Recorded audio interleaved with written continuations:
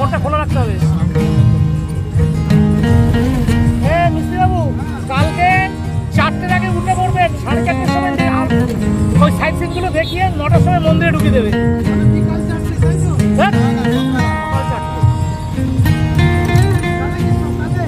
সকালে তাহলে এখন আর বিকেলে কোথাও বেরোবেন না, ঠিক আছে? এখন খেয়ে দেয় পুরো রেস্ট নেবেন, না নিলে আবার সকালবেলা 4:30টার সময় উঠবেন না, সে যাবেন না, সেটা করবেন। খেয়ে দেয় রেস্ট নিয়ে বিকেলে গঙ্গার দিকে যাবেন তো, ওর টোটো ভাড়া নিয়ে যাবো। এই গঙ্গা ছেড়ে দেবেন, হেঁটে চলে যাবো, হেঁটে চলে যাবে, হেঁটে আমি আস্তে আস্তে